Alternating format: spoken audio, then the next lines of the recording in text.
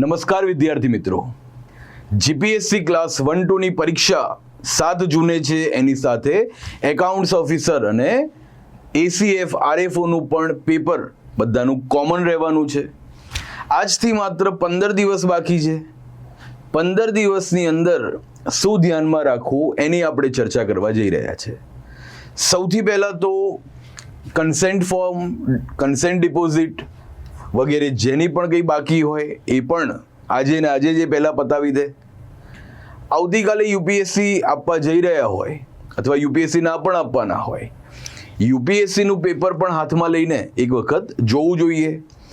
GPSC 1-2 એ જ લેવલનું આજકાલ paper છે, પૂછવા જઈ રહ્યા છે. બાજુમાં હંમેશા લાસ્ટ જીપીએસસી 1-2 ડીવાયએસઓ અને એસટીઆઈના પ્રિલિમનું પેપર પણ લઈને બેસવું જોઈએ, જેથી પેપર કેવું હોય એ મગજમાં સ્પષ્ટ આઈડિયા રહે. તો સૌથી પહેલાં ધ્યાનમાં રાખવાનું છે કે ટાઈમ છે 11 થી 2, 3 કલાકનું પેપર છે. અને દિનચર્યા પણ તમે એ રીતની બનાવી દો કે તમે એક્ઝામના સેન્ટર ઉપર પહોંચવાના છો 10 વાગે, તો રાત્રે જાગતા હો તો એ બંધ કરી નાખો. રોજ સવારમાં 7-8 વાગે ઉઠવાની પણ પ્રેક્ટિસ આજથી શરૂ કરી નાખો. બોડી છે એ પ્રકારે રિએક્ટ કરવું જોઈએ કે આ સમયમાં તમારું માઇન્ડ છે એકદમ ફ્રેશ હોવું જોઈએ. માઇન્ડ ફ્રેશ હોય તો એક્ઝામના દિવસે બધું જ ક્લિક થવા લાગે છે. માઇન્ડ છે એ ફ્રેશ ના હોય તો કંઈ જ યાદ નથી આવતું અને એક્ઝામની અંદર તમે કોમન મિસ્ટેક કરીને આવો છો, ઘણી બધી એવી એરર કરીને આવો છો કે જે તમને નુકસાન પહોંચાડે છે અને કટ ઓફ ક્લિયર કરવામાં મદદ નથી કરતું. ઓકે, તો ફરીથી હું બોલી રહ્યો છું કે બાજુમાં સિલેબસ અને 3 છેલ્લા જીપીએસસીના પેપર્સ મૂકવાના છે.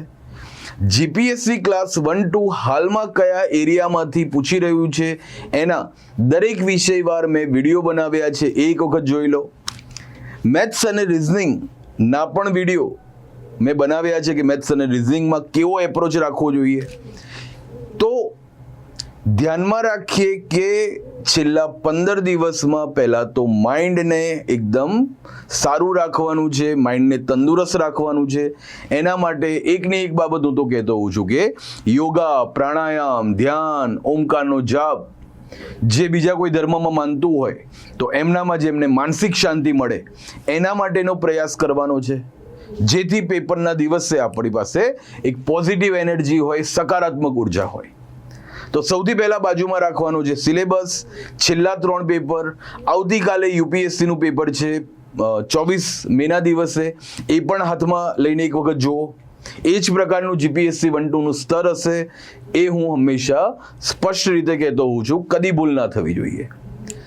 હવે છેલ્લા દિવસોની અંદર શું ધ્યાન રાખવું એક એક કરીને આપણે એની ચર્ચા કરીએ.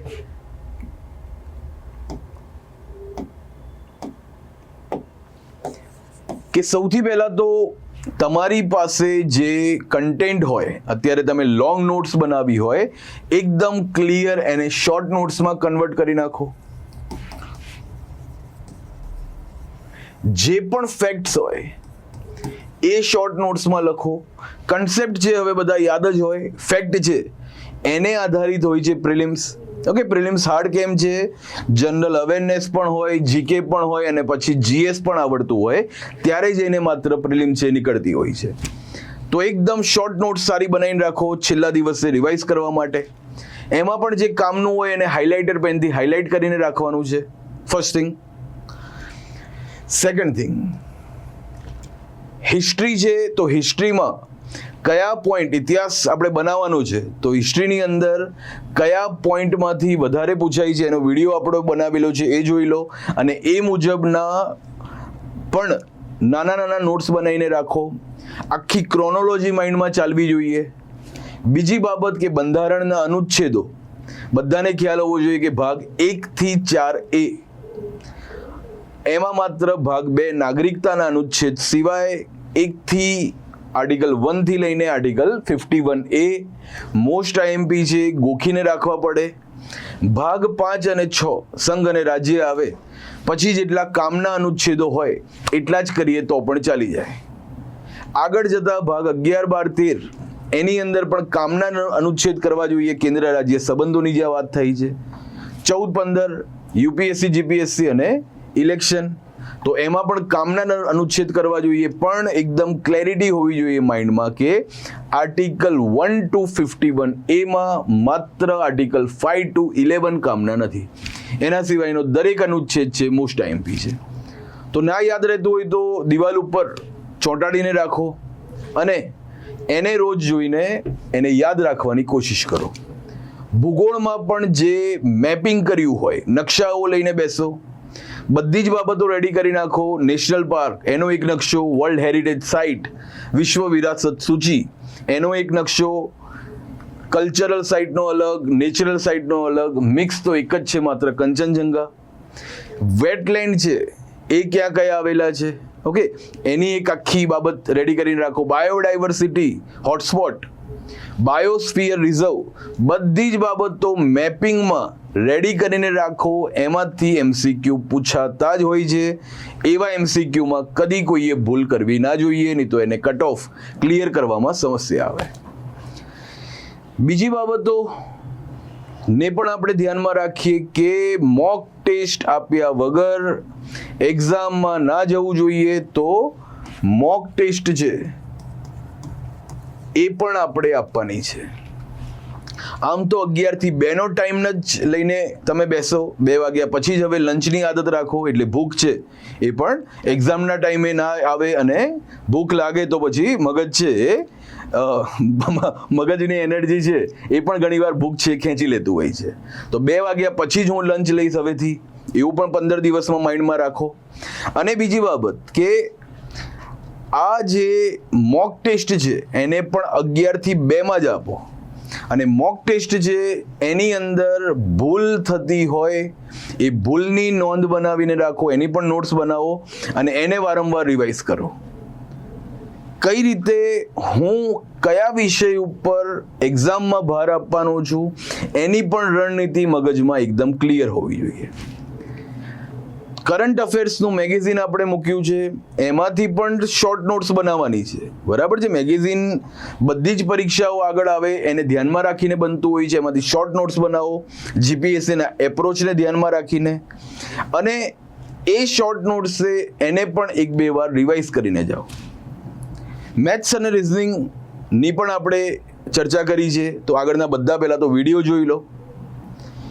બીજી બાબત કે યુપીએસસીનું કાલનું પેપર આવે એના પછી જીપીએસસી 1-2માં કયા પ્રકારનું કરંટ અફેર્સ હોઈ શકે છે એની પણ આવનારા વિડીયોમાં હું ચર્ચા કરવા જઈ રહેવાનો છું. તો મોક ટેસ્ટ આપો, ભૂલો ના થાય એના ઉપર ધ્યાન આપો. પીડીએફ આપણે ઘણી બધી મૂકેલી છે, ફરીથી હું ટીમને કહેવા જઈ રહ્યો છું કે જે કોમન કન્વેન્શનલ પેપરની અંદર જે ટોપિક્સ હોય એની પીડીએફ ફરીથી આપણે ટેલિગ્રામ ચેનલ પર મુકાવવાના છે. એ એક વખત તમે જોઈ લો તો જેના કારણે તમને એક્ઝામમાં કઈ રીતે એપ્રોચ રાખો એનો પણ આઈડિયા આવે. અને છેલ્લે 15 દિવસની અંદર આખી ગેમ પણ ચેન્જ કરી શકાતી હોય છે, તો આ 15 દિવસને ગેમ ચેન્જરની જેમ તમે યુટિલાઇઝ કરો. મિનિમમ હાફ ડે 12 કલાક જેવી તો તૈયારી છેલ્લા 15 દિવસમાં કરવી જ જોઈએ. શરૂઆતમાં થંબનેલ જોશો તો એમાં તો 18 કલાક લખ્યું છે, એ કહેવાશે કે સૌથી આદર્શ સ્થિતિ છે, પણ વાસ્તવિક સ્થિતિમાં અડધો દિવસ તો તૈયારી કરો અને તમારા જે સફળતા પ્રાપ્ત કરીને જે સપના છે સાકાર કરવાના છે. તો માઇન્ડમાં એકદમ ક્લિયર હોવી જોઈએ કે 7 જૂનની પ્રિલિમ્સ મારે નીકાળવાની છે. મગજમાં આખો દિવસ માત્ર ને માત્ર એક જ બાબત ચાલવી જોઈએ કે એ 3 કલાકમાં હું કોઈ ભૂલ નહીં કરું. એ માટે મારી રણનીતિ આજથી કેવી હોવી જોઈએ. જય હિન્દ, જય ભારત, જય જય ગરવી ગુજરાત. Thank you.